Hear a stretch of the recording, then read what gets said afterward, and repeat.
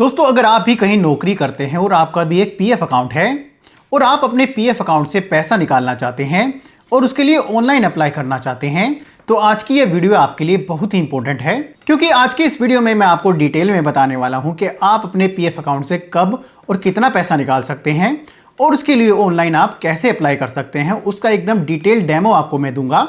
तो आज की इस वीडियो में हम जानेंगे कि आप अपने पीएफ अकाउंट से कब और कितना पैसा निकाल सकते हैं। पीएफ अकाउंट से पैसा निकालने के लिए ऑनलाइन आपको कौन सा फॉर्म भरना होता है, ऑनलाइन क्लेम अप्लाई करते समय आपको क्या क्या डिटेल्स या फिर डॉक्यूमेंट्स की आवश्यकता पड़ती है, और ऑनलाइन क्लेम अप्लाई करने से पहले आपको किन किन बातों को ध्यान में रखना है।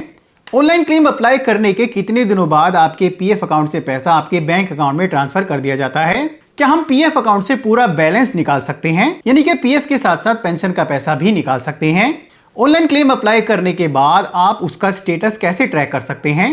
इस तरह के सभी सवालों के जवाब आज की इस वीडियो में आपको मिल जाएंगे। यह वीडियो आपके लिए पीएफ विड्रॉवल प्रोसेस ऑनलाइन की एक पूरी गाइड होने वाली है, तो वीडियो को बिना स्किप किए एंड तक जरूर देखना। और अगर आपने चैनल को अभी तक सब्सक्राइब नहीं किया है तो प्लीज सब्सक्राइब कर लेना और प्रेस करना बेल बटन को, ताकि फ्यूचर में जब भी मैं ऐसी कोई इंपॉर्टेंट वीडियो डालूं तो उसका नोटिफिकेशन आपको तुरंत मिल जाए। दोस्तों, मेरा नाम है प्रमोद और आप देख रहे हैं माई सिंपल गाइड।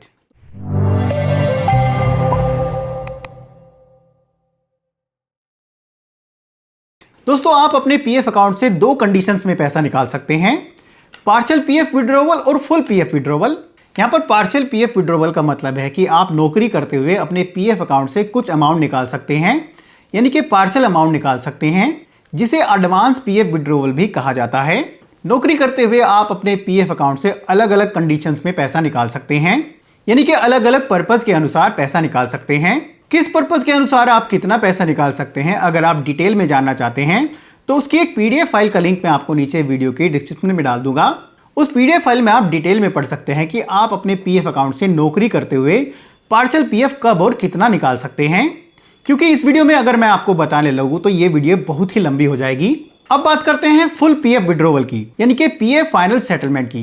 नौकरी छोड़ने के बाद अगर आप अपने पीएफ अकाउंट से पूरा पीएफ निकालना चाहते हैं, यानी कि पीएफ प्लस पेंशन प्लस ब्याज का पैसा निकालना चाहते हैं, तो उसे पीएफ फाइनल सेटलमेंट या फिर फुल पीएफ विड्रॉवल कहा जाता है।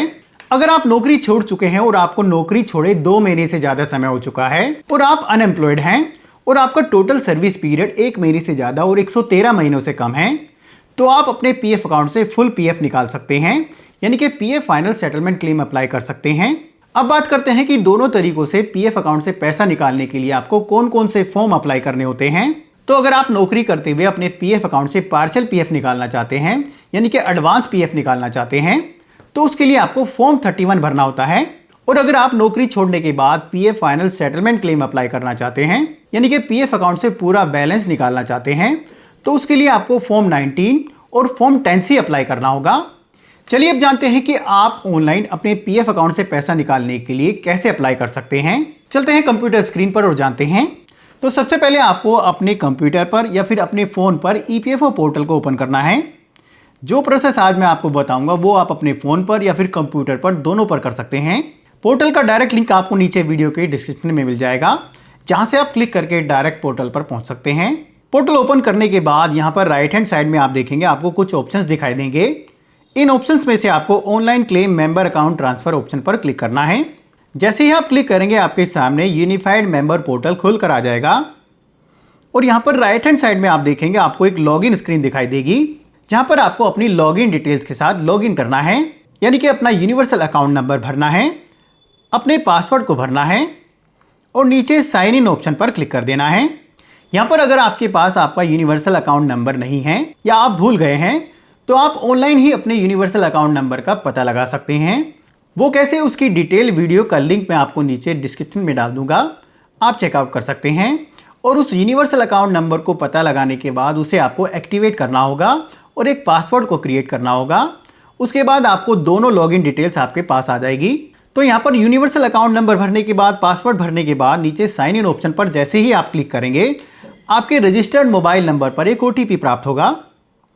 उस ओटीपी को आपको यहां पर बॉक्स में भरना है और उसके बाद नीचे सबमिट ऑप्शन पर क्लिक कर देना है।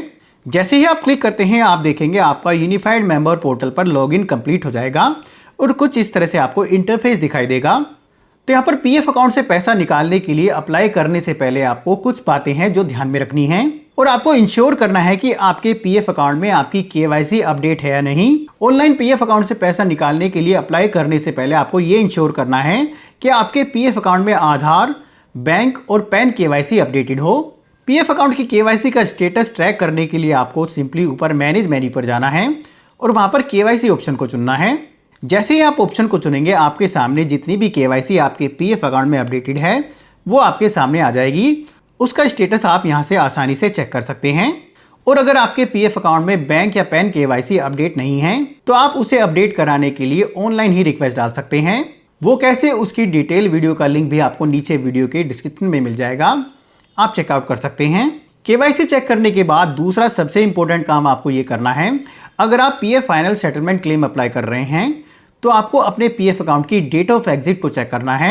यानी कि नौकरी छोड़ने के बाद आपको अपने पीएफ अकाउंट की डेट ऑफ एग्जिट को भी अपडेट करना होगा।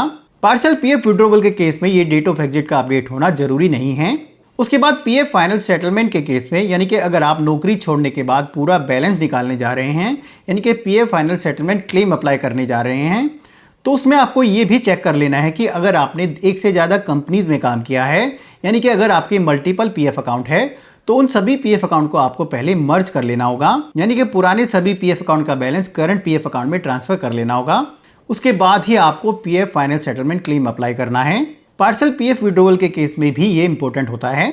उसके बाद पीएफ अकाउंट से पैसा निकालने के लिए अप्लाई करने के लिए आपको ऊपर ऑनलाइन सर्विसेज मेन्यू पर जाना है और वहां पर क्लेम ऑप्शन को चुनना है। जैसे ही आप क्लेम ऑप्शन को चुनते हैं अगले पेज पर यहां पर आपको बैंक अकाउंट नंबर के सामने अपने उस बैंक अकाउंट नंबर को भरना है जो आपने केवाईसी में अपडेट कराया है, क्योंकि उसी बैंक अकाउंट में आपके पीएफ का पैसा ट्रांसफर किया जाएगा। तो यहां पर बैंक अकाउंट नंबर भरने के बाद आपको वेरीफाई ऑप्शन पर क्लिक करना है। कंफर्मेशन के लिए दोबारा से यहां पर यस पर क्लिक करना है और उसके बाद नीचे proceed to online claim option पर क्लिक करना है। क्लिक करते ही अगले पेज पर यहां पर आप देखेंगे I want to apply for के सामने आपको अपने पीएफ विड्रॉवल क्लेम फॉर्म को चुनना है। यहां पर अगर आप नौकरी करते हुए पीएफ अकाउंट से पैसा निकालने जा रहे हैं तो यहां पर आपको फॉर्म 31 को चुनना है। और अगर आप PF final settlement claim apply कर रहे हैं, यानी कि नौकरी छोड़ने के बाद अपने पीएफ अकाउंट से पूरा बैलेंस निकालने जा रहे हैं, तो उसके लिए आपको यहां पर पहले फॉर्म 19 सबमिट करना होगा और उसके बाद फॉर्म 10C को सबमिट करना है। तो सबसे पहले हम देख लेते हैं कि फॉर्म 31 कैसे आप सबमिट कर सकते हो, यानी कि नौकरी करते हुए आप अपने पीएफ अकाउंट से पैसा कैसे निकाल सकते हो। तो यहां पर सिंपली आपको फॉर्म 31 को चुन लेना है। जैसे ही आप फॉर्म को चुनेंगे नीचे आपको अपने उस पीएफ अकाउंट नंबर को चुनना है जिसमें से आप अपने पीएफ को निकालना चाहते हैं।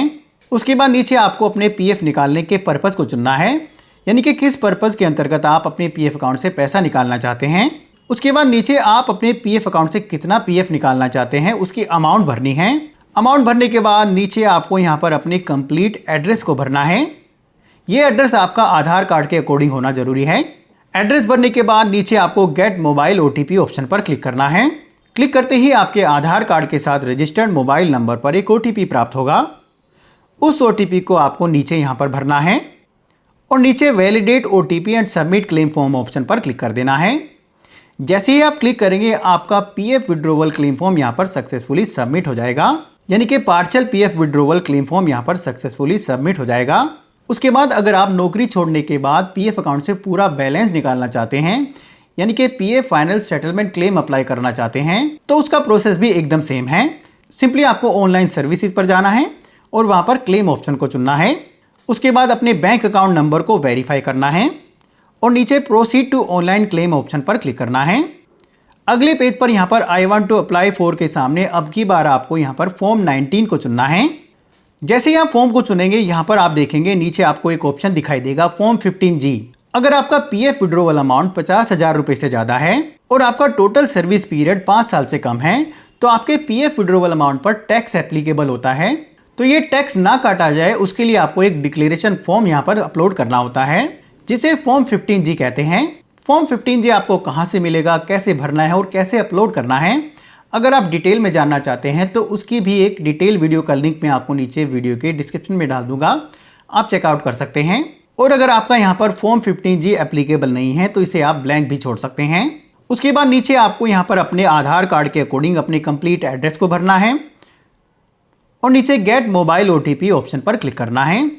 क्लिक करते ही आपके आधार कार्ड के साथ रजिस्टर्ड मोबाइल नंबर पर एक OTP प्राप्त होगा। उस OTP को यहाँ पर भरना है और नीचे validate OTP and submit claim form पर क्लिक कर देना है। क्लिक करते ही आपका फॉर्म 19 यानी कि PF विड्रोवल क्लेम फॉर्म यहाँ पर सक्सेसफुली सबमिट हो जाएगा।